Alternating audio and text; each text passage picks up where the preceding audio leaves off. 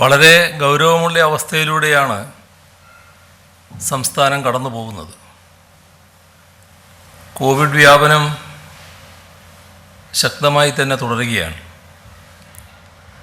ഇന്ന് 41,953 പേർക്ക് പുതുതായി രോഗബാധയുണ്ടായിട്ടുണ്ട്. 1,63,321 ടെസ്റ്റാണ് നടത്തിയത്. മരണമടഞ്ഞവർ 58 ഉണ്ട്. ആകെ 3,75,658 പേരാണ് ചികിത്സയിലുള്ളത്. അപ്പോൾ എല്ലാം വർദ്ധിക്കുകയാണ്. ടെസ്റ്റ് പോസിറ്റിവിറ്റി റേറ്റ് കുറയുന്നില്ല. കർക്കശമായ നിയന്ത്രണങ്ങളാണ് ഇപ്പോൾ സംസ്ഥാനത്തുള്ളത്. നേരത്തെ ചൂണ്ടിക്കാണിച്ചതുപോലെ അത് കൂടുതൽ കടുപ്പിക്കാനുള്ള സാഹചര്യമാണ് നിലവിലുള്ളത്. ഇന്ന് അവലോകന യോഗം ചേർന്നപ്പോൾ സ്ഥിതിഗതികൾ ഗൗരവമായി വിലയിരുത്തി. വാർഡ് തല സമിതികളും റാപ്പിഡ് റെസ്പോൺസ് ടീമും ഇപ്പോൾ മിക്കവാറും സ്ഥലങ്ങളിൽ നല്ല നിലക്ക് പ്രവർത്തിക്കുന്നുണ്ട്. അപ്പം അത്തരം പ്രവർത്തനങ്ങളിൽ പ്രദേശത്തെ മെഡിക്കൽ വിദ്യാർത്ഥികളെ കൂടി ഉൾപ്പെടുത്താൻ ഉദ്ദേശിക്കുന്നുണ്ട്. മെഡിക്കൽ വിദ്യാർത്ഥികൾ വാക്സിനേഷൻ നടത്തിയവരുമാണ്. അതേപോലെ തന്നെ തെരഞ്ഞെടുപ്പ് ഡ്യൂട്ടിയിലുണ്ടായിരുന്ന ആളുകളിൽ റിട്ടേണിംഗ് ഓഫീസർമാരുടെ കാര്യമാണ് നേരത്തെ പറഞ്ഞിരുന്നത്. എന്നാൽ മറ്റ് ഡ്യൂട്ടി നിർവഹിച്ചവർക്കും ഇക്കാര്യത്തിൽ സഹായിക്കാനാവും. അവർക്ക് ഈ ചുമതല നൽകാനും ഉദ്ദേശിക്കുന്നുണ്ട്. അവരും വാക്സിനേഷൻ നടത്തിയവരാണ്. ഇപ്പോൾ രണ്ടാമത്തെ ഡോസ് വാക്സിനെ പറ്റി അത് എപ്പോഴെടുക്കണമെന്നതിനെക്കുറിച്ച് ആളുകളുടെ ഇടയിൽ പലതരത്തിലുള്ള അഭിപ്രായങ്ങളുണ്ട്. ഏറ്റവും ഒടുവിലുള്ള പഠന റിപ്പോർട്ട് വന്നിട്ടുണ്ട്. അതിൽ പറയുന്നത് രണ്ടാമത്തെ ഡോസ് വാക്സിൻ 3 മാസം കഴിഞ്ഞെടുക്കുന്നതാണ് ഏറ്റവും ഗുണകരമെന്നാണ്. അപ്പോൾ നേരത്തെ എടുക്കുന്നതിന് വേണ്ടി തിരക്ക് കൂട്ടേണ്ടതില്ല എന്നർത്ഥം. ഓക്സിജൻ ലഭ്യതയുടെ പ്രശ്നത്തിൽ നിലവിൽ വലിയ തോതിൽ കുഴപ്പമില്ല എന്നാണ് കാണുന്നത്. പ്രൈവറ്റ് ഹോസ്പിറ്റലിൽ ചിലയിടങ്ങളിൽ ഓക്സിജൻ ലഭിക്കേണ്ട പ്രശ്നം അത് ആവശ്യത്തിന് ലഭ്യമാക്കാനുള്ള സംവിധാനങ്ങൾ ഒരുക്കാൻ കണ്ടിട്ടുണ്ട്. ഓക്സിജൻ പ്രധാനമായതുകൊണ്ട് ആവശ്യത്തിലധികം സൂക്ഷിക്കാനുള്ളൊരു പ്രവണത ചിലപ്പോൾ ഉണ്ടായേക്കാം. ഒരു ഹോസ്പിറ്റലിൽ എത്ര രോഗികളാണ് എന്ന് നോക്കി ആവശ്യമായത്ര ഓക്സിജനാണ് ലഭ്യമാക്കേണ്ടത്. അപ്പോൾ അതിൻ്റെ വിശദാംശങ്ങളിലേക്ക് ജില്ലാതല സമിതികൾ കടക്കണം. ആരോഗ്യവകുപ്പ് ഓരോ ദിവസവും കണക്കെടുക്കണം. അത് വെച്ച് ആവശ്യമായ ഓക്സിജൻ ലഭ്യത ഉറപ്പുവരുത്തണം. ഇതിലൊരു വീഴ്ചയും ഉണ്ടാകാതെ കുറ്റമറ്റ രീതിയിൽ നിരീക്ഷിച്ച് നടപ്പാക്കുക എന്നാണ് കണ്ടത്. ഇന്നത്തെ അവലോകന യോഗത്തിൽ കണ്ട ഒരു പ്രശ്നം, ആലപ്പുഴയിൽ രോഗികൾ കൂടുന്നുണ്ട്. അപ്പം അതുമായി ബന്ധപ്പെട്ട് എന്താണത് എന്നത് പരിശോധിക്കാൻ നിശ്ചയിച്ചിട്ടുണ്ട്. നമ്മുടെ മെഡിക്കൽ വിദ്യാർത്ഥികൾ, പഠനം കഴിഞ്ഞവർ മെഡിക്കൽ കൗൺസിൽ അടക്കമുള്ള കൗൺസിലുകളിൽ രജിസ്റ്റർ ചെയ്യാൻ കാത്തു നിൽക്കുന്നുണ്ട്. അത് രജിസ്ട്രേഷൻ പൂർത്തിയാക്കുന്നതിന് വലിയ തോതിൽ അതിൻ്റെ നടപടിക്രമങ്ങളെല്ലാം പൂർത്തിയാകുമ്പോൾ കാലതാമസം വരുമെന്നതുകൊണ്ട് താൽക്കാലിക രജിസ്ട്രേഷൻ നൽകി അവർ കൂടി രംഗത്തിറങ്ങുക എന്നതാണ് കാണുന്നത്. ഈ പ്രവർത്തനത്തിൽ അവരെ കൂടി ഭാഗഭാക്കാക്കുക. CFLTCകൾ ആവശ്യത്തിന് ഇപ്പോൾ വന്നു കഴിഞ്ഞിട്ടുണ്ട്. നമ്മുടെ സംസ്ഥാനത്തെ രോഗവ്യാപന സ്ഥിതി വെച്ച് കൂടുതൽ CFLTCകൾ വേണ്ടിവരും. അതിന് ഹോസ്റ്റലുകളും ലോഡ്ജുകളും മറ്റും ഉപയോഗിക്കുന്ന നില വേണമെന്ന് കണ്ടിട്ടുണ്ട്.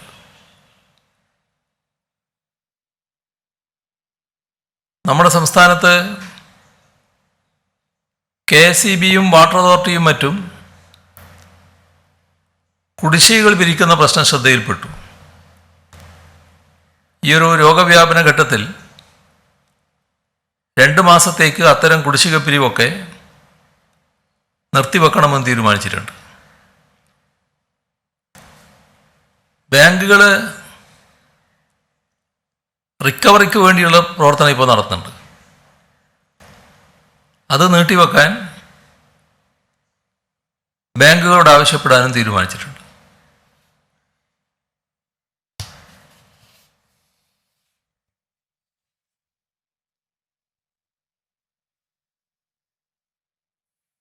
KMSCL, കൺസ്യൂമർ ഫെഡ്, സപ്ലൈകോ തുടങ്ങിയ സ്റ്റേറ്റ് ഗവൺമെൻറ് ഏജൻസികൾക്ക് പുറമെ സ്വകാര്യ ഏജൻസികൾ, NGOകൾ, രാഷ്ട്രീയ പാർട്ടികൾ, വിദേശത്ത് രജിസ്റ്റർ ചെയ്ത മലയാളി അസോസിയേഷൻ എന്നിവയ്ക്കും ഈ ഘട്ടത്തിൽ അംഗീകൃത റിലീഫ് ഏജൻസികളായി പ്രവർത്തിക്കാൻ അനുമതി നൽകും. ദുരിതാശ്വാസ സഹായങ്ങൾ നേരിട്ടോ സർക്കാർ ഏജൻസികൾ മുഖേനയോ റവന്യൂ ആരോഗ്യ വകുപ്പുകൾ മുഖേനയോ വിതരണം ചെയ്യാവുന്നതാണ്. ഇതിൽ ആവശ്യമായ സഹായങ്ങൾ വിദേശത്ത് പ്രവർത്തിക്കുന്ന സംഘടനകൾക്കാണ് നൽകാൻ കഴിയുക. ആ സഹായം നൽകുന്ന ഏജൻസിയെക്കുറിച്ച് നോർക്ക പരിശോധിച്ച് അംഗീകാരം നൽകും. അത്തരം ഏജൻസികളുടെ സഹായം ഇവിടെ സ്വീകരിക്കും. പക്ഷെ ആ ഏജൻസിക്ക് അങ്ങനെ സഹായം തരുന്ന അവിടെയുള്ള വിദേശത്ത് പ്രവർത്തിക്കുന്ന മലയാളികളുടെ സംഘടനകളായാലും അത്തരം സംഘടനകൾക്ക്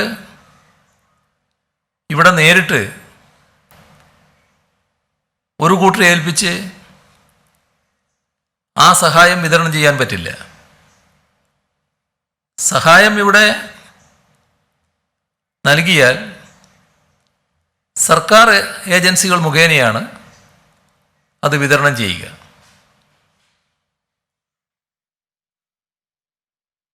ഇപ്പോഴത്തെ നമ്മുടെ ICU ബെഡുകളുടെ അവസ്ഥ, സർക്കാർ ഹോസ്പിറ്റലുകളിൽ 2857 ICU ബെഡുകളാണുള്ളത്. അതിൽ 996 ബെഡുകൾ കോവിഡ് രോഗികൾ, 756 ബെഡുകൾ കോവിഡേതര രോഗികൾ. ഇങ്ങനെയാണ് ചികിത്സക്കായി ഉപയോഗിക്കുന്നത്. സർക്കാർ ആശുപത്രികളിലെ 38.7% ICU ബെഡുകളാണ് ഇപ്പോൾ ബാക്കിയുള്ളത്. സ്വകാര്യ ആശുപത്രികളിലെ 7085 ICU ബെഡുകളിൽ 1037 എണ്ണമാണ് കോവിഡ് രോഗികളുടെ ചികിത്സക്കായി ഇപ്പോൾ ഉപയോഗിക്കുന്നത്. സർക്കാർ ആശുപത്രികളിൽ നിലവിലുള്ള ആകെ വെന്റിലേറ്ററുകളുടെ എണ്ണം 2293 അതിൽ 441 വെന്റിലേറ്ററുകൾ കോവിഡ് രോഗികളുടെ ചികിത്സക്കായും 185 എണ്ണം കോവിഡേതര രോഗികളുടെ ചികിത്സക്കായും ഉപയോഗത്തിലാണ്. സർക്കാർ ആശുപത്രികളുടെ മൊത്തം വെന്റിലേറ്ററുകളുടെ 27.3% ഇപ്പോൾ ഉപയോഗത്തിലുള്ളത്. സ്വകാര്യ ആശുപത്രികളിലെ 1523 വെന്റിലേറ്ററുകളിൽ 377 എണ്ണമാണ് നിലവിൽ കോവിഡ് ചികിത്സക്കായി ഉപയോഗിക്കുന്നത്. CFLTCകളിലെ ബെഡുകളിൽ 0.96%, CLTCകളിലെ ബെഡുകളിൽ 20.6% ബെഡുകൾ ഓക്സിജൻ ബെഡുകളാണ്. മെഡിക്കൽ കോളേജുകളിൽ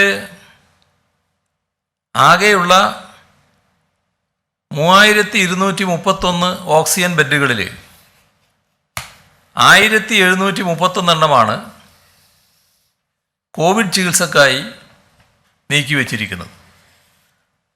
അതിൽ 1429 ബെഡുകളിലും രോഗികൾ ചികിത്സയിലാണ്.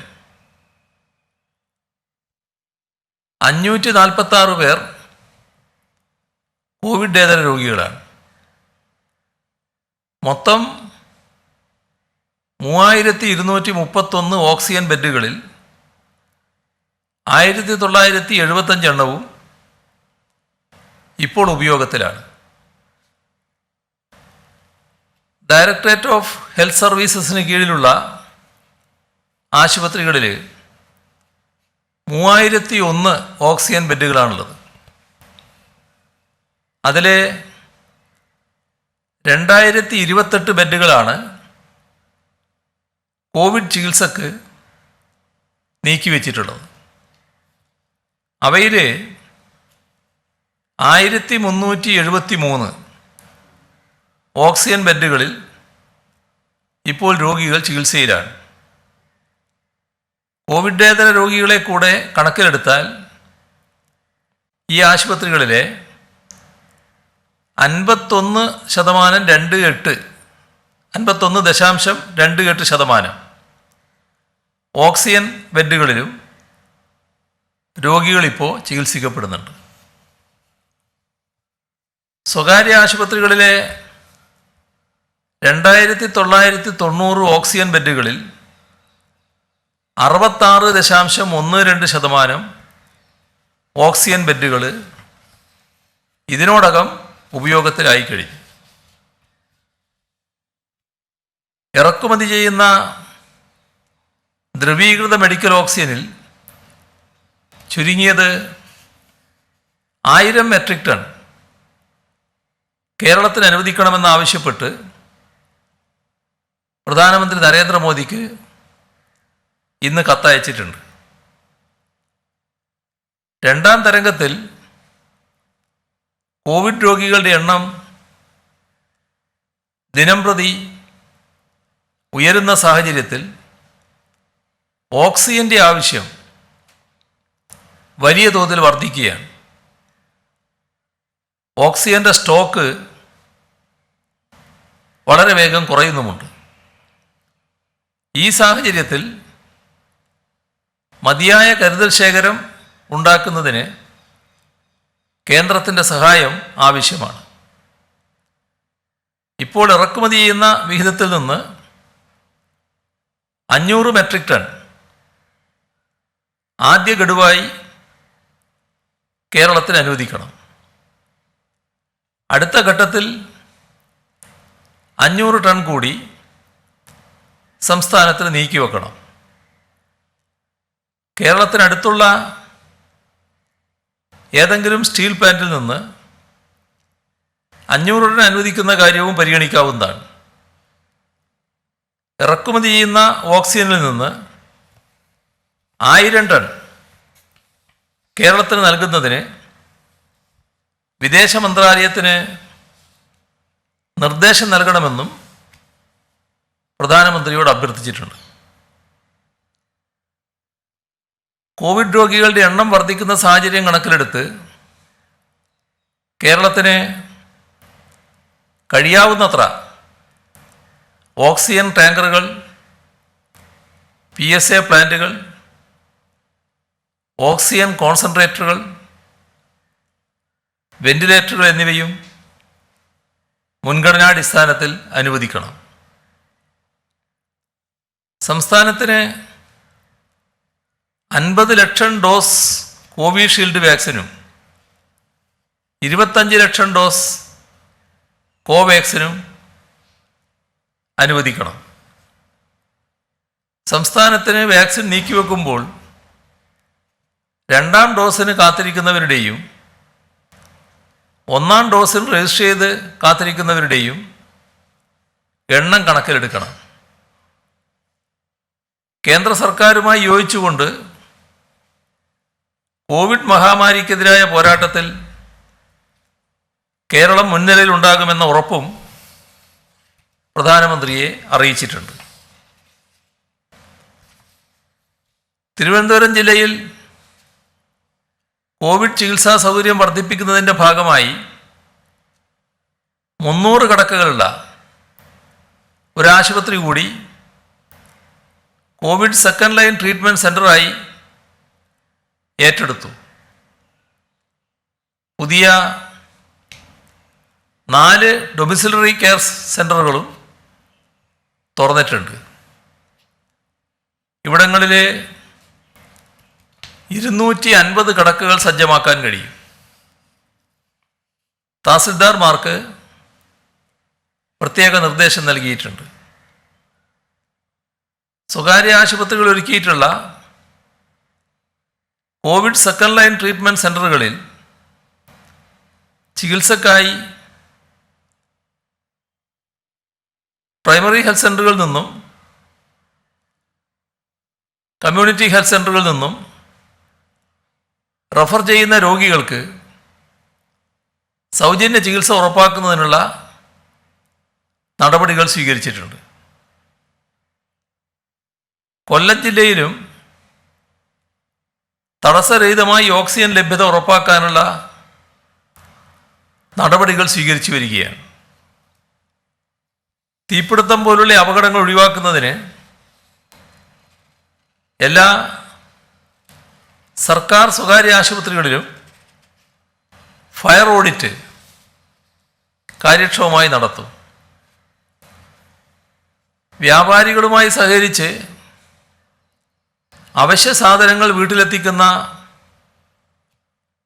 Door to door application പ്രയോജനപ്പെടുത്തും.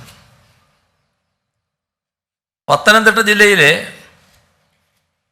നിയുക്ത MLA-മാർ കലക്ട്രേറ്റിലെത്തി ജില്ലാ കലക്ടർ, ജില്ലാ മെഡിക്കൽ ഓഫീസർ എന്നിവരുമായി യോഗം ചേർന്ന് പ്രതിരോധ നടപടികൾ കൂടുതൽ ശക്തമാക്കാൻ തീരുമാനിച്ചു. കോവിഡ് പ്രതിരോധത്തിനായി ആലപ്പുഴ ജില്ലാ പഞ്ചായത്ത് ജില്ലയിൽ ആരംഭിക്കുന്ന 16 ആംബുലൻസ് സർവീസുകൾക്ക് തുടക്കമായി. എറണാകുളത്ത് എല്ലാ ആശുപത്രികളിലും ഓക്സിജൻ ഓഡിറ്റും ഫയർ ഓഡിറ്റും പൂർത്തിയായിട്ടുണ്ട്. ഓക്സിജൻ ലഭ്യത സംബന്ധിച്ച് എല്ലാ ആശുപത്രികളും ഓൺലൈൻ റിപ്പോർട്ടിംഗ് നടത്തുന്നുണ്ട്. പ്ലാന്റിൽ നിന്ന് സെറ്റിലേക്ക് ഓക്സിജൻ എത്തിക്കുന്നതിനുള്ള ഇൻറ്റേർണൽ ഓക്സിജൻ പൈപ്പ് ലൈൻ സംവിധാനത്തിൻ്റെ പ്രവർത്തനങ്ങൾ BPCLൻ്റെ നേതൃത്വത്തിൽ പുരോഗമിക്കുകയാണ്. മെഡിക്കൽ കോളേജിൽ 250-ഉം ജനറൽ ആശുപത്രിയിൽ 180-ഉം അധികം ബെഡുകൾ ഒരുക്കുന്നതിനുള്ള നടപടികൾ പുരോഗമിക്കുകയാണ്. സ്വകാര്യ ആശുപത്രികൾ 25% ബെഡുകൾ കോവിഡ് ചികിത്സക്കായി മാറ്റിവെച്ചിട്ടുണ്ട്.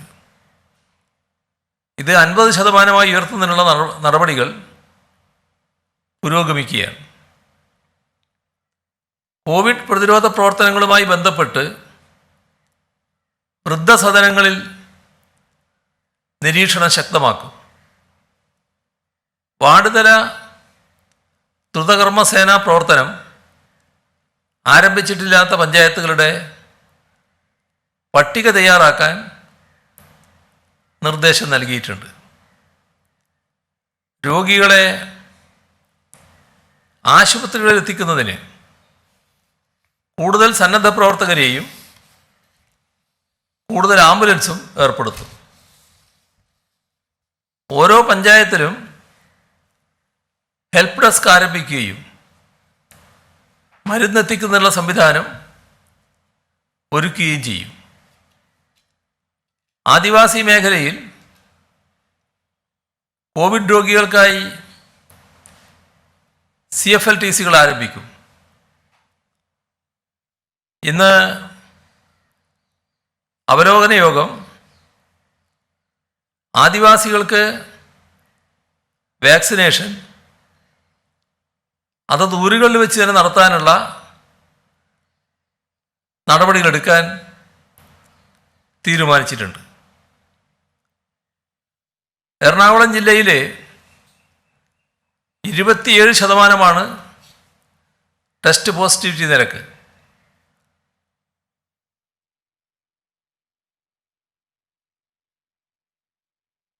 കോവിഡ് വ്യാപനം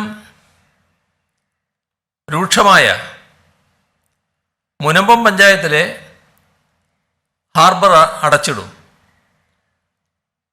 മഞ്ഞപ്ര, പാലക്കുഴ, മുനമ്പം പഞ്ചായത്തുകൾ പൂർണ്ണമായി അടക്കും.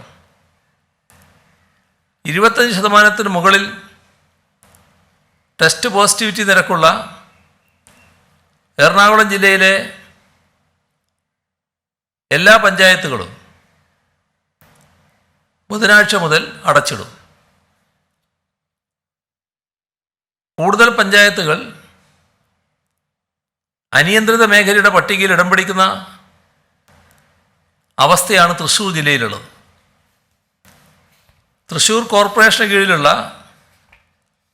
ജനറൽ ആശുപത്രിയിൽ 50 ICU കിടക്കകൾ സജ്ജമാക്കും. ഓക്സിജൻ പ്ലാന്റും വിവിധ വാർഡുകളിലേക്ക് സെൻട്രലൈസ്ഡ് ഓക്സിജൻ ലൈൻ വലിക്കാനുള്ള സംവിധാനവും കോർപ്പറേഷൻ തന്നെ ഒരുക്കും. പാലക്കാട് ജില്ലയിൽ ആശുപത്രികളിലെ ഓക്സിജൻ ലഭ്യത ഉറപ്പുവരുത്തുന്നതിനായി ചെമ്പൈ ഗവൺമെൻറ് സംഗീത കോളേജിൽ 24 മണിക്കൂറും പ്രവർത്തിക്കുന്ന ഓക്സിജൻ വാർ റൂം സജ്ജമാക്കിയിട്ടുണ്ട്. അതിഥി തൊഴിലാളികളെ സഹായിക്കുന്നതിന് ജില്ലാ ലേബർ ഓഫീസിൽ ഹെൽപ്പ് ലൈൻ നമ്പർ ആരംഭിച്ചു. മലപ്പുറം ജില്ലയിൽ മഞ്ചേരി മെഡിക്കൽ കോളേജിൽ ഓക്സിജൻ പ്ലാന്റ് നിർമ്മാണത്തിനുള്ള നടപടികൾ ആരംഭിച്ചിട്ടുണ്ട്. ഈ പ്ലാന്റ് സ്ഥാപിക്കുക defence research and development organisation DRDO ആയിരിക്കും. വയനാട് ജില്ലയിലെ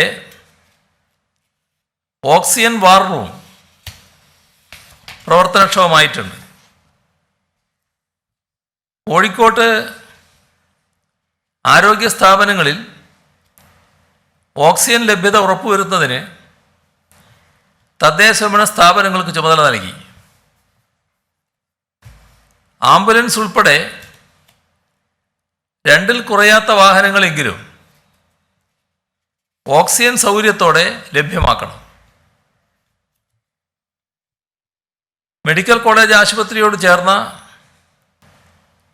PMSSI ബ്ലോക്കിൽ 13,000 ലിറ്റർ ശേഷിയുള്ള ഓക്സിജൻ പ്ലാന്റ് സ്ഥാപിക്കാനുള്ള പ്രവൃത്തി തുടങ്ങിയിട്ടുണ്ട്. സ്വകാര്യ വ്യവസായ സ്ഥാപനത്തിൽ നിന്നുള്ള പ്ലാന്റ് ഊരാളുങ്കൽ ലേബർ കോൺട്രാക്ട് സൊസൈറ്റിയാണ് പ്രതിഫലമില്ലാതെ ഇവിടേക്ക് മാറ്റി സ്ഥാപിക്കുന്നത്. കണ്ണൂർ ജില്ലയിൽ തലശ്ശേരി ജനറൽ ആശുപത്രിയിലെ ഓക്സിജൻ പ്ലാന്റ് പൂർണ്ണതോതിൽ പ്രവർത്തന സജ്ജമായി. കഴിഞ്ഞ വർഷം കോവിഡ് വ്യാപനത്തിൻ്റെ 1ാം തരംഗവേളയിലാണ് ജനറൽ ആശുപത്രിയിൽ ഓക്സിജൻ പ്ലാന്റ് സ്ഥാപിക്കുന്നത്. ആശുപത്രി വാർഡുകളിലെ എല്ലാ ബെഡുകളിലും ഓക്സിജൻ നേരിട്ടെത്തിക്കുന്നതിനുള്ള സംവിധാനങ്ങളാണ് ഇപ്പോൾ ഒരുക്കിയിരിക്കുന്നത്. കണ്ണൂർ ജില്ലാ ആശുപത്രിയിൽ 1000 LPM ശേഷിയുള്ള ഓക്സിജൻ പ്ലാന്റ് ആരംഭിക്കുന്നതിനുള്ള നടപടികൾ ആരംഭിച്ചിട്ടുണ്ട്. വയോജനങ്ങളുടെ പ്രശ്നങ്ങൾ പ്രത്യേകം പരിഗണിക്കുന്നതിന് സാമൂഹ്യനീതി വകുപ്പ് കാസർഗോഡ് ജില്ലയിൽ കോൾ സെൻറ്റർ ആരംഭിക്കും. പോലീസിൻ്റെ ടെലിമെഡിസിൻ ആപ്പായ ബ്ലൂ ടെലിമെഡിസിൻ്റെ സേവനം പൊതുജനങ്ങൾ കൂടി ലഭ്യമാക്കാൻ നിർദ്ദേശം നൽകി. ആശുപത്രിയിൽ പോകാതെ തന്നെ വിദഗ്ധരായ ഡോക്ടർമാരുടെ സേവനം ഈ ആപ്പ് മുഖേന ലഭിക്കും. COVID-19 മാത്രമല്ല, മറ്റസുഖങ്ങൾക്കുള്ള ചികിത്സയ്ക്ക് വേണ്ട നിർദ്ദേശങ്ങളും സംശയങ്ങൾക്കുള്ള മറുപടിയും ഈ ആപ്പിലൂടെ ലഭിക്കും. ആപ്പിലെ ഡോക്ടർമാരുടെ പട്ടികയിൽ നിന്ന് ആവശ്യമുള്ളയാളെ തിരഞ്ഞെടുത്ത് ബന്ധപ്പെടാനാകും. ഡോക്ടർ വീഡിയോകൾ മുഖേന രോഗിയെ പരിശോധിച്ച് പ്രിസ്ക്രിപ്ഷൻ നൽകും. തുടർ ചികിത്സക്കായി ആശുപത്രിയിലേക്ക് റെഫർ ചെയ്യുന്ന പക്ഷം ആപ്പിൽ ലഭിക്കുന്ന പാസ് പോലീസ് പരിശോധനാ സമയത്ത് കാണിച്ച് യാത്ര തുടരാവുന്നതാണ്. അടച്ചുപൂട്ടൽ സമയത്ത് ആശുപത്രിയിൽ പോകാതെ തന്നെ ഡോക്ടർമാരിൽ നിന്ന് നേരിട്ട് ചികിത്സ തേടാനുള്ള ഈ സംവിധാനം പോലീസ് ഉദ്യോഗസ്ഥരും പൊതുജനങ്ങളും പരമാവധി വിനിയോഗിക്കണം.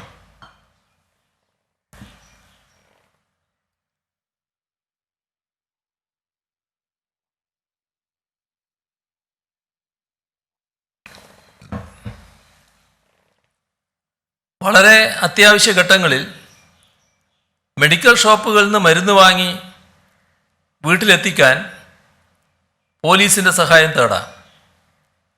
ഇതിനായി പോലീസ് ആസ്ഥാനത്തെ പോലീസ് കൺട്രോൾ റൂമിൽ 112 എന്ന നമ്പറിൽ ഏത് സമയവും ബന്ധപ്പെടാം. സാമൂഹ്യ മാധ്യമങ്ങൾ വഴി കോവിഡ് അവബോധം വളർത്തുന്നതിന് സമയബന്ധിതമായി നടപടി സ്വീകരിക്കാൻ പോലീസ് ആസ്ഥാനത്തെ state police media centre, social media cell എന്നിവയ്ക്ക് നിർദ്ദേശം നൽകി. പോലീസിൻ്റെ ഫേസ്ബുക്ക് പേജ്, മറ്റ് സാമൂഹ്യ മാധ്യമ അക്കൗണ്ടുകൾ എന്നിവ ബോധവൽക്കരണത്തിനായി ഉപയോഗിക്കും. കൂടുതൽ ആളുകൾ ആശുപത്രികളിലേക്ക് എത്താനും അഡ്മിറ്റ് ആകാനും തിരക്ക് കൂട്ടുന്നുവെന്നാണ് താഴേക്കിടയിൽ നിന്നും കിട്ടുന്ന റിപ്പോർട്ടുകൾ. ആളുകൾ കോവിഡ് ഉണ്ട് എന്നതുകൊണ്ട് മാത്രം ആശുപത്രിയിൽ എത്തണമെന്നില്ല. കാര്യമായ രോഗലക്ഷണങ്ങളില്ലാത്തവരും മറ്റസുഖങ്ങളില്ലാത്തവരും വീട്ടിൽ തന്നെ കഴിഞ്ഞാൽ മതി. അവർക്കുള്ള മറ്റ് സംവിധാനങ്ങൾ ബന്ധപ്പെട്ട തദ്ദേശ സ്ഥാപനം ഒരുക്കിയിട്ടുണ്ട്. വാർഡ് തല സമിതികളും സജീവമാണ്. അങ്ങനെ വീട്ടിൽ തന്നെ കാര്യമായ അസുഖങ്ങളില്ലാത്തവർ കഴിഞ്ഞാൽ മാത്രമേ ഗുരുതര രോഗമുള്ളവരെ ചികിത്സിക്കാൻ ആശുപത്രികൾക്ക് കഴിയൂ. സ്വകാര്യ ആശുപത്രികളും ഈ കാര്യത്തിൽ ജാഗ്രത കാണിച്ചേ മതിയാവും. ചികിത്സാ പ്രോട്ടോക്കോൾ അനുസരിച്ചും ആശുപത്രിയിൽ അഡ്മിറ്റ് ചെയ്യേണ്ടവരെ മാത്രമേ സ്വകാര്യ ആശുപത്രികളും അഡ്മിറ്റ് ചെയ്യാവൂ. അല്ലാതെ വരുന്നവരെ മുഴുവൻ അഡ്മിറ്റ് ചെയ്യുന്ന സ്ഥിതി ഉണ്ടായാൽ നേരത്തെ സൂചിപ്പിച്ചതുപോലെ ഗുരുതര രോഗമുള്ളവർക്ക് ചികിത്സ ലഭ്യമാകാത്ത സാഹചര്യമുണ്ടായേക്കാം. പെരുന്നാളിന് മുൻപുള്ള വെള്ളിയാഴ്ചയാണ് വരാനുള്ളത്. കോവിഡ് പ്രോട്ടോക്കോൾ പാലിച്ചുകൊണ്ടാണ് കഴിഞ്ഞ റമദാൻ കാലം കടന്നുപോയത്. എല്ലാവരും മികച്ച ജാഗ്രതയാണ് അന്ന് കാട്ടിയത്. ഇത്തവണ സ്ഥിതി കൂടുതൽ ഗുരുതരമായതിനാൽ മുൻകാലങ്ങളിലേതുപോലെയോ അതിനേക്കാൾ കൂടുതലോ നിയന്ത്രണങ്ങൾ പാലിക്കണം. കഴിഞ്ഞ തവണ എല്ലാവരും നന്നായി സഹകരിച്ചു. അതുപോലെ ഇത്തവണയും ജാഗ്രതയോടെ നിലകൊള്ളണം എന്നാണ് അഭ്യർത്ഥിക്കാനുള്ളത്. കഴിഞ്ഞ 24 മണിക്കൂറിനുള്ളിൽ സംസ്ഥാനത്ത് മാസ്ക് ധരിക്കാത്ത 18,868 പേർക്കെതിരെ കേസ് രജിസ്റ്റർ ചെയ്തു. സാമൂഹിക അകലം പാലിക്കാത്തതിന് 9,697 പേർക്കെതിരെയും നിയമ നടപടി സ്വീകരിച്ചു. പിഴയായി 54,36,200 രൂപയാണ് ഇക്കഴിഞ്ഞ ദിവസം ഈടാക്കിയത്. ദുരിതാശ്വാസ നിധിയിലേക്ക് സഹായം പ്രവഹിക്കുകയാണ്. KSEBയിലെ തൊഴിലാളികളുടെയും ഓഫീസർമാരുടെയും ഒരു ദിവസത്തെ ശമ്പളവും പെൻഷൻകാർ ഒരു ദിവസത്തെ പെൻഷനും ചേർത്ത് 12 കോടി രൂപ സമാഹരിച്ച് നൽകി. കേരള കർഷക സംഘം സംസ്ഥാന കമ്മിറ്റി 10 ലക്ഷം രൂപ, ചക്കിട്ടപ്പാറ സർവീസ് സഹകരണ ബാങ്ക് 10 ലക്ഷം, വടക്കാഞ്ചേരി സർവീസ് സഹകരണ ബാങ്ക് 7,20,040 രൂപ, മുൻ മന്ത്രിയും NCP നേതാവുമായ PC ചാക്കോ 5 ലക്ഷം രൂപ. പന്ന്യന്നൂർ സർവീസ് സഹകരണ ബാങ്ക് ആദ്യ ഗഡു 7 ലക്ഷം രൂപ. വളറക്കാട് സർവീസ് സഹകരണ bank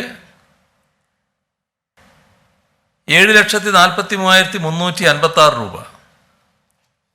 Kerala state service pensioners union Malappuram ജില്ലാ കമ്മിറ്റി 5 ലക്ഷം രൂപ. കിളിമാനൂർ കസ്തൂർബ സർവീസ് സഹകരണ ബാങ്ക് ജീവനക്കാരുടെ വിഹിതം ഉൾപ്പെടെ 5,48,118 രൂപ. കൊട്ടാരക്കര മുനിസിപ്പൽ സർവീസ് സഹകരണ ബാങ്ക് 5,27,000 രൂപ. പറപ്പൂക്കര ഗ്രാമപഞ്ചായത്ത് 5 ലക്ഷം. ഇവോൾവ് പോളിമേഴ്സ് അമലാനഗർ തൃശ്ശൂർ 5 ലക്ഷം. EKNS GHSS വേങ്ങാടിയിലെ ഹയർ സെക്കൻഡറി വിഭാഗം ജീവനക്കാർ 2,48,60 രൂപ. ജനശക്തി അഴീക്കോ ട്രസ്റ്റ് 1,25,000 രൂപ. അഖിലേന്ത്യാ ജനാധിപത്യ മഹിളാ അസോസിയേഷൻ ശ്രീകണ്ഠാപുരം ഏറിയ കമ്മിറ്റി 1,11,000 രൂപ. ഷമീർ ചെമ്പയിൽ പൊന്നാനി 1 ലക്ഷം രൂപ. മന്ത്രി AK ബാലൻ്റെ പേഴ്സണൽ സ്റ്റാഫ് അംഗങ്ങൾ ചേർന്ന് 50,500 രൂപ. KSRTC നെയ്യാറ്റിൻകര ഡിപ്പോയിലെ 4 ബോണ്ട് ബസ്സുകളിലെ യാത്രക്കാരുടെയും ജീവനക്കാരുടെയും കൂട്ടായ്മ നെയ്യാറ്റിൻകര ATO 55,000 രൂപ. കൊടുങ്ങല്ലൂർ ഫിലിം സൊസൈറ്റി 25,000 രൂപ. അമേരിക്കയിൽ നിന്നുള്ള ലോക കേരള സഭാ അംഗം ആനി ജോൺ 25,000 രൂപ. പിണറായി വെസ്റ്റ് സ്കൂൾ 6ാം ക്ലാസ് വിദ്യാർത്ഥി യദുനന്ദ് 20,000 രൂപ. നവീൻ കുമാർ കരിമ്പിൽ 10,001 രൂപ.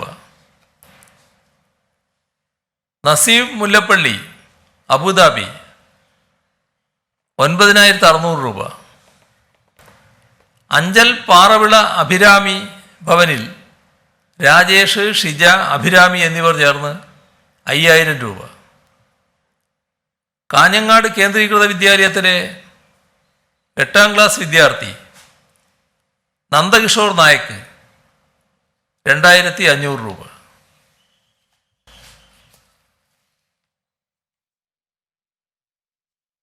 ഇന്ന് മറ്റൊരു ദുഃഖവാർത്തയും കൂടിയുണ്ടല്ലോ.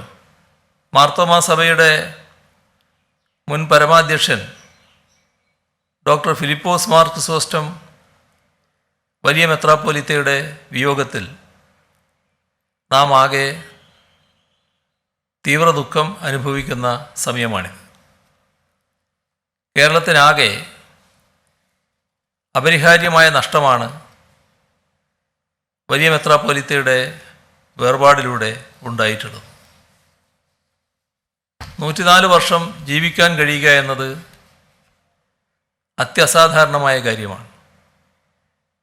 ഈ ദീർഘായുസ് സമൂഹത്തിന് നന്മയ്ക്കും സമുദ്ധാരണത്തിനും വേണ്ടി അദ്ദേഹം സമർപ്പിച്ചു. സദാ കർമ്മനിരതനായിരുന്നു. അങ്ങനെ ജാതി മതഭേദമില്ലാതെ മനുഷ്യഹൃദയങ്ങളിലാകെ അദ്ദേഹം മായ്ക്കാനാവാത്ത സ്ഥാനം നേടി. ഒരു സംഗീതത്വത്തിനും വിധേയമാകാതെ മനുഷ്യരെയാകെ, പ്രത്യേകിച്ച് ജീവിക്കാൻ വിഷമിക്കുന്ന നിസ്വ ജനവിഭാഗത്തെയാകെ ഒന്നായി കാണണമെന്നും കാരുണ്യത്തോടെ അവരെ സഹായിക്കണമെന്നും തിരുമേനി പഠിപ്പിച്ചിട്ടുണ്ട്. വാക്കുകൾ കൊണ്ടല്ല, പ്രവൃത്തികൾ കൊണ്ടാണ് തിരുമേനി അത് പഠിപ്പിച്ചത്. മാനവരാശിക്കാകെ വെളിച്ചം പകരുന്ന ഇത്തരം ജീവിതങ്ങൾ അപൂർവമാകുന്നൊരു ഘട്ടത്തിലാണ് നാം ജീവിക്കുന്നത്. ആ സ്മരണ ഇനി നമുക്ക് വഴികാട്ടിയാവട്ടെ. ആ ധന്യസ്മൃതിക്ക് മുന്നിൽ ആദരാഞ്ജലികൾ അർപ്പിക്കുന്നു. ഇത്രയും കാര്യങ്ങളാണ് ഇന്ന് പങ്കുവെക്കാനുള്ളത്. CM, ഈ എറണാകുളത്തെ TPR 25% മുകളിലുള്ള പഞ്ചായത്തുകളിൽ ബുധനാഴ്ച മുതൽ അടച്ചിടും എന്ന് പറഞ്ഞത്, അതായത് ഇന്ന് ബുധനാഴ്ചയാണ്. ഇന്ന് മുതലാണോ ഇത്? അതെ, ഇന്ന് മുതലാണ്. രണ്ടാമത്തെ കാര്യം, ഈ സംസ്ഥാനത്ത് ഇപ്പോൾ ഈ ഓക്സിജൻ ബെഡുകളുടെ ദൗർലഭ്യം കൂടി വരികയാണ്. അതായത് പല പ്രധാനപ്പെട്ട സർക്കാർ ആശുപത്രികളിലൊക്കെ പല ആശുപത്രികളിൽ നിന്ന് റെഫർ ചെയ്ത് തന്നെ ഈ രോഗികൾ ഇവിടേക്ക് വരുന്നുണ്ട്. പക്ഷേ തിരുവനന്തപുരത്താണെങ്കിൽ കോവിഡ് രോഗികളെ പാർപ്പിച്ചിട്ടുള്ള ബ്ലോക്കിലെ ഓക്സിജൻ ബെഡുകൾ ഏറെക്കുറെ പൂർണ്ണമായിരിക്കുകയാണ്. അപ്പോൾ ഈ സംസ്ഥാനത്ത് ബെഡുകളുടെ എണ്ണം പൊതുവെ കൂടിയിട്ടുണ്ടെങ്കിൽ ഓക്സിജൻ ബെഡുകളുടെ എണ്ണത്തിൽ ഈ വർധന ഉണ്ടായിട്ടില്ല. അതിനെന്തെങ്കിലും നടപടി ഉണ്ടാകുമോ? ഈ ഓക്സിജൻ ക്ഷാമത്തിൽ, അതായത് പ്രതിദിന രോഗബാധിതരുടെ എണ്ണം വർദ്ധിക്കുന്ന സാഹചര്യത്തിൽ സംസ്ഥാനത്തിന് ഏതെങ്കിലും തരത്തിൽ ആശങ്കയുണ്ടോ? ഇതിൽ രോഗികളുടെ എണ്ണം വർദ്ധിക്കുമ്പോൾ ഓക്സിജൻ ബെഡുകളായാലും ICU ബെഡുകളായാലും വെന്റിലേറ്ററുകളായാലും എല്ലാം വർദ്ധിക്കേണ്ടതായി വരും. നമ്മുടെ നാട്ടിൽ രോഗവ്യാപനം കൂടുതലായി വരികയാണ്. എല്ലാറ്റിലും നമ്പർ കൂടുകയാണ്. പക്ഷേ ഞാൻ അതുമായി ബന്ധപ്പെട്ട കണക്കുകളൊക്കെ നേരത്തെ പറഞ്ഞു. ഇന്നത്തെ സ്ഥിതിയിൽ ആശങ്കക്കൊരു വകയില്ല. എല്ലാ കാര്യങ്ങളും ഇത്തരം കാര്യങ്ങൾ മനസ്സിലാക്കിക്കൊണ്ട് ആവശ്യമായ ഒരുക്കങ്ങൾ സർക്കാർ നടത്തിക്കൊണ്ടിരിക്കുകയാണ്. അതുകൊണ്ട് തന്നെ പ്രത്യേക ആശങ്കക്ക് ഇപ്പോൾ വകയില്ല. CM, ഈ വാക്സിനായിട്ട് ബന്ധപ്പെട്ടിട്ട് ഇപ്പോൾ CM പറഞ്ഞത് സെക്കൻഡ് ഡോസ് എടുക്കാൻ 3 മാസം വരെ കഴിഞ്ഞിട്ട് എടുക്കുന്നതാണ് ഉത്തമം എന്ന് പറഞ്ഞു. അപ്പം നമ്മുടെ ഇപ്പോൾ നിലവിലുള്ള വാക്സിൻ നൽകുന്നതിന് ഒരു ടാക്ടിക്സിൽ എന്താ മാറ്റം വരുത്തോ? പ്രത്യേകിച്ച് ഫസ്റ്റ് ഡോസ് കൂടുതൽ ആളുകളിലേക്ക് എത്തിക്കാനുള്ളൊരു ശ്രമം അങ്ങനെയാണ് ഉണ്ടാവോ? മറ്റൊന്ന്, ഇപ്പം KSRTCയിലെ ജീവനക്കാർ, വിവിധ ദീർഘദൂര ബസ്സിലെ ജീവനക്കാരൊക്കെ ഒരുപാട് സ്ഥലങ്ങളിലേക്ക് സർവീസിൻ്റെ ഭാഗമായിട്ട് പോകുന്നുണ്ട്. അവർക്ക് വാക്സിൻ നൽകാൻ എന്തെങ്കിലും ഒരു നടപടി ഉണ്ടാവോ?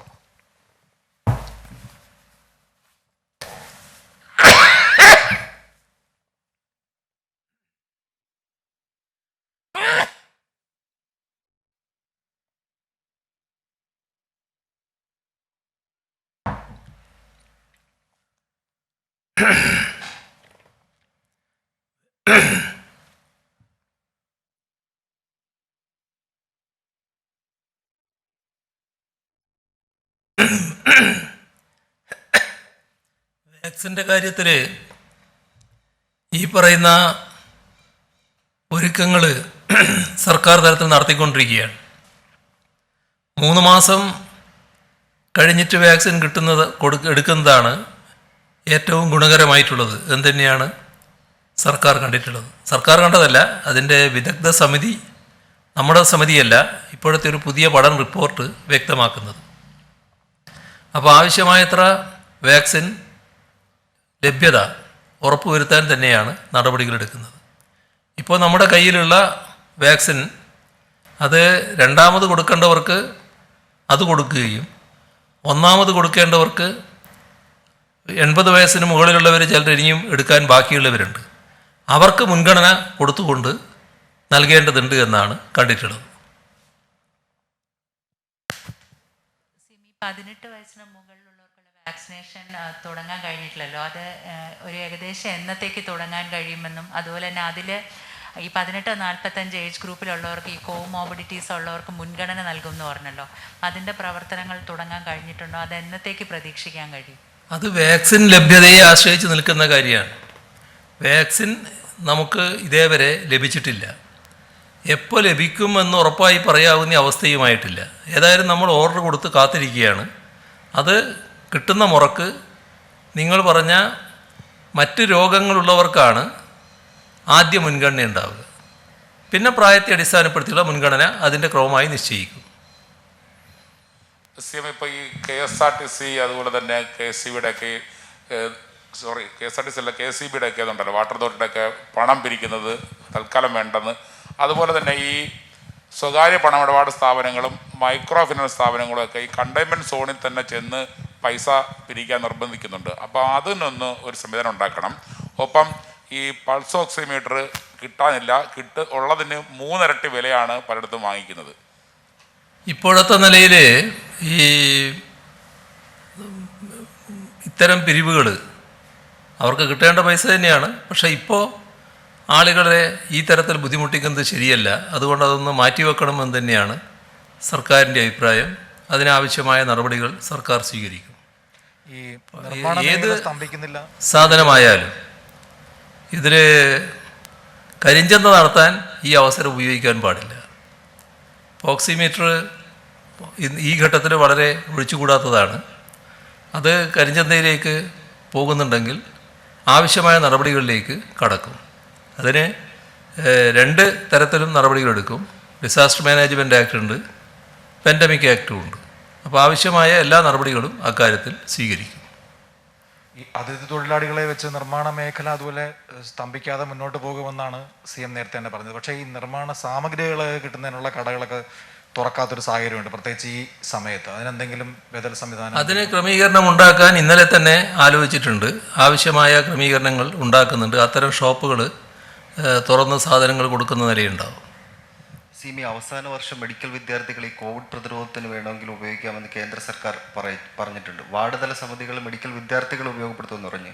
ഈ അവസാന വർഷ വിദ്യാർത്ഥികളെ ആയിരിക്കും ഇതിന് ഉപയോഗപ്പെടുത്തുന്നത്, അതോ കേരളത്തിൽ ഉടനീളം അങ്ങനെ നമ്മൾ ആലോചിക്കും? അവസാന വർഷ വിദ്യാർത്ഥികളും മറ്റ് വിദ്യാർത്ഥികളെയും പറ്റും ഈ വാർഡ് തല പ്രവർത്തനത്തിന്. എന്നാൽ അവസാന വർഷ വിദ്യാർത്ഥിയാകുമ്പോൾ അത് നല്ല രീതിയിൽ അവർക്ക് പരിചയം ലഭിച്ചു കഴിഞ്ഞു.